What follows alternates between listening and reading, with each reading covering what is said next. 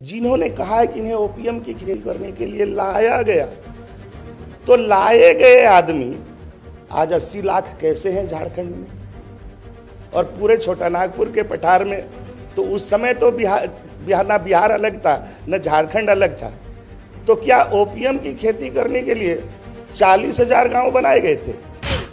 और वे हमारी भाषा जानते हैं, हम लोग उनकी भाषा नहीं जानते हैं। तो जो जिसके देश में आता है, जिसके मिट्टी में आता है, उसका भाषा उसको जानना होता है। आज भी उन लोग झूमर गाता है, कौन गाता है मुंडारी में, कौन गाता है संथाली में, कौन गाता है कुड़क में, सब गाते हैं नगपुरिया में। और नगपुरिया कहाँ से जन्मी, ये समझने वाली बात है। अरे बहुत टाइट बोलेंगे ना तो यही बोलेंगे कि 12 मासे 13 परब कुड़मियों का है। तो क्या सिर्फ कुड़मियों का हिंदुआइजेशन हुआ? उनका हिंदुआइजेशन नहीं हुआ है, उनका तो क्रिश्चियनाइजेशन भी हुआ है। कि हु इज ट्राइब? तो ट्राइब इज ए रेस, और tribe has its own custom, culture and language. वो मेरे पास है या नहीं? और मैं लैंडलेस नहीं हूं। और एक मैं आपको बताता हूं बहुत मार्के की बात, कि ये 13 जनजातियां चूंकि अपने कस्टमरी लॉ पर चलती हैं और जिनके ऊपर इंडियन सक्सेशन एक्ट खपता नहीं है,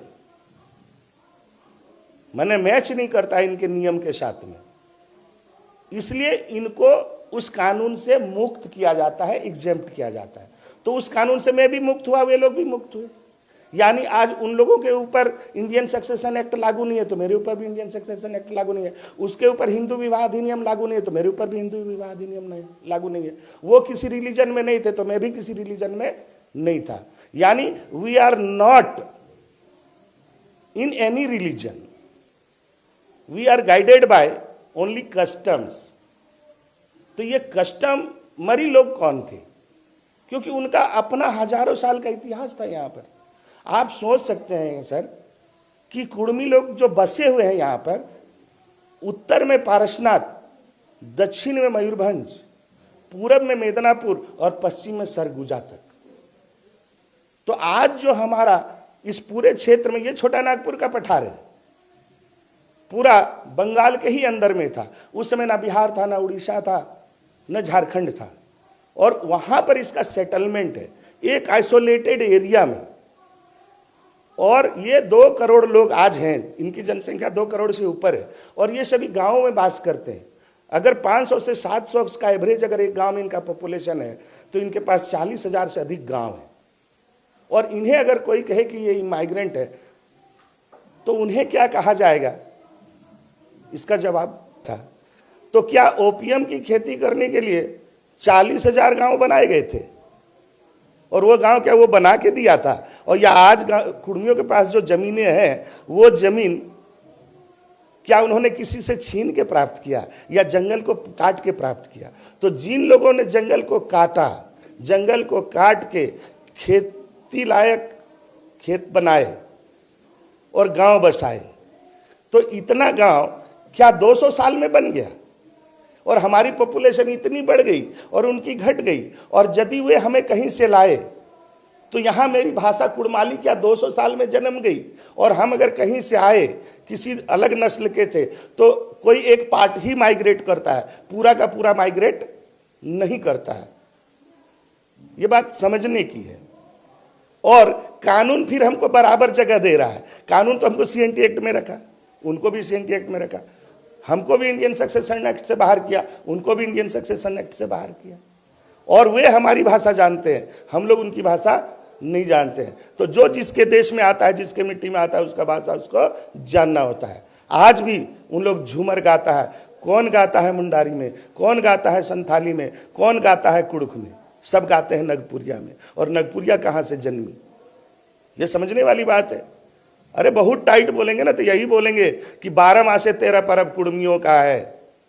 और उन्हीं पर्वों को कहा जाता है झारखंडी संस्कृति।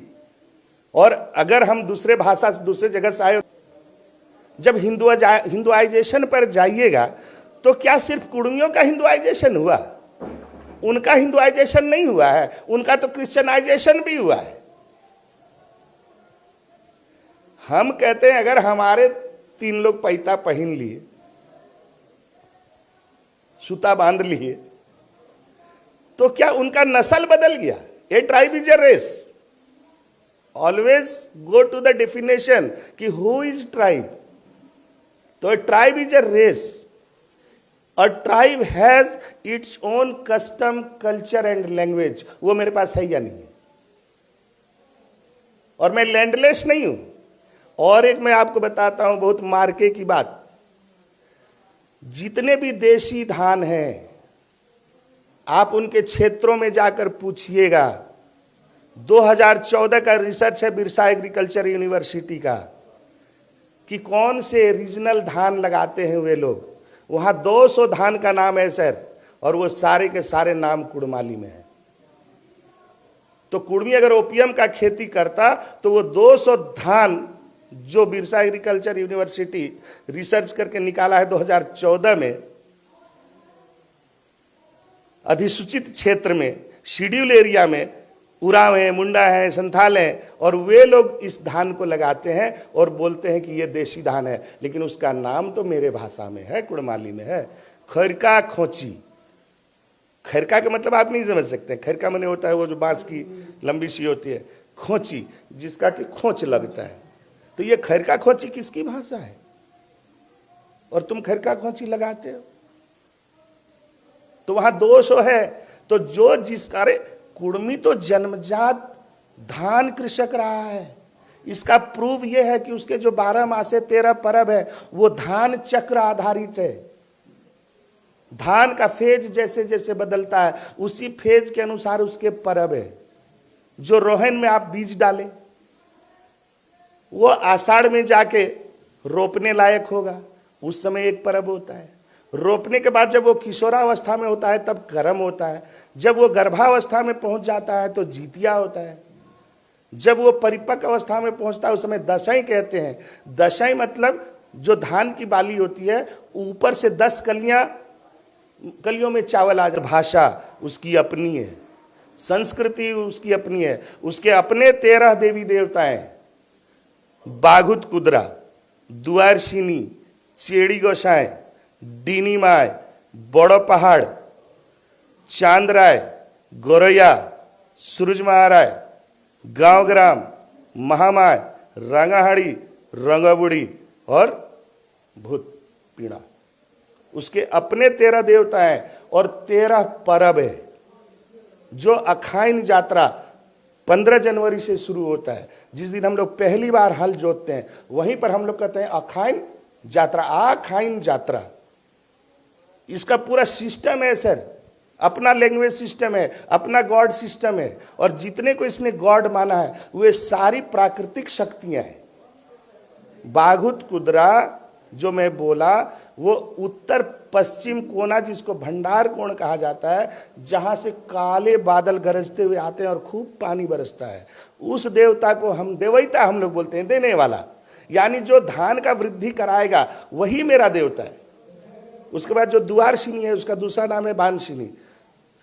द्वार मने दरवाजा, सीनी मने पानी का दरवाजा, बान मने धान, सीनी मने पानी। जिधर से उसको हम लोग झैर कुंड बोलते हैं, माने रोपा रोपने के बाद जहां धीरे धीरे धीरे पानी झैर जैसा बरसे ताकि धान बह न जाए। इधर है आपका दक्षिण पूरब कोना जो है हमारा, उसको हम लोग कहते हैं दीप कुंड, माने जिधर से हीट आती है। अभी आप बैठे हुए देखिएगा उसी दिशा से हीट आ रही है।